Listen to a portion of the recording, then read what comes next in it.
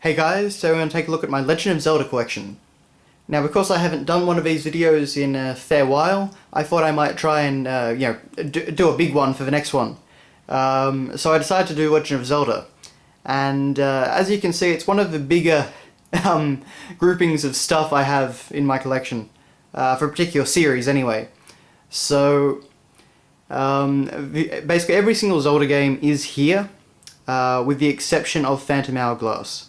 Some of them don't have boxes, as you can see, like we've got cartridges and all that, but you know, for the most part, I have most of what Zelda's put out over the past, what, 26 years now, or maybe 27.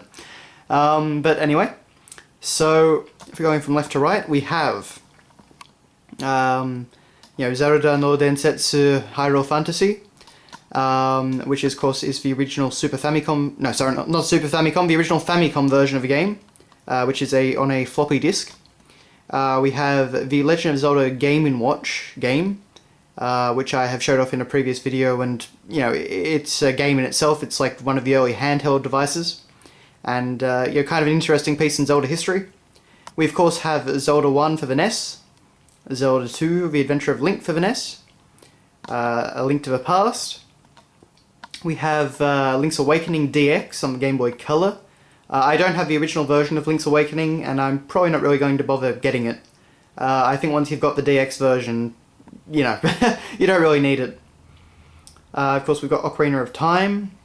Now, sadly, another cartridge, Majora's Mask down there.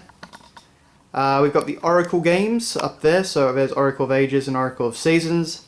A Link to the Past and Four Swords on the GBA, again, both cartridges, sadly.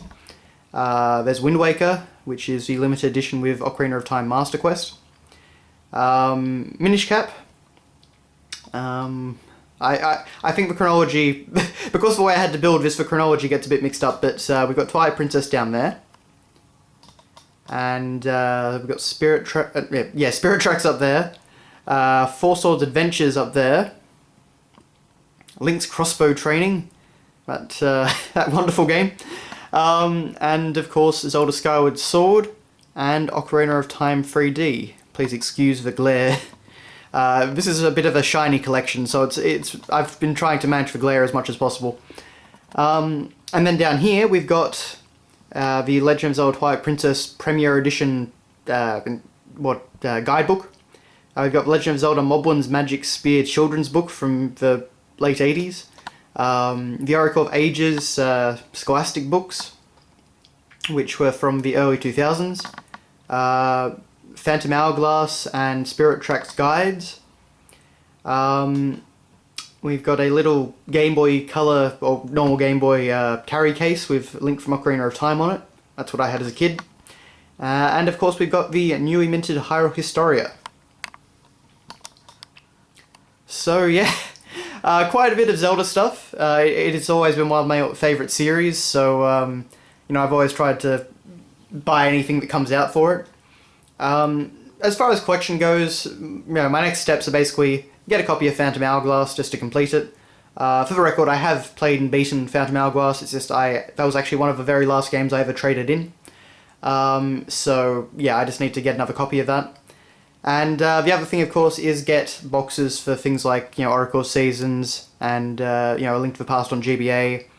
And, of course, the original 2 Zelda games. I'd definitely like to get some boxes and manuals and bits for them, considering that they've got such great manuals. But, and, of course, Majora's Mask. Definitely can't forget about that one. But, yeah. Admittedly, I'm kind of glad I didn't have any more, because setting this up was a bit of an interesting task. A lot of Super Nintendo games and a lot of N64 games back there. But, and nothing really wants to stand up. A lot of more modern boxes have a lot of trouble standing up, I find. But, you know, anyway.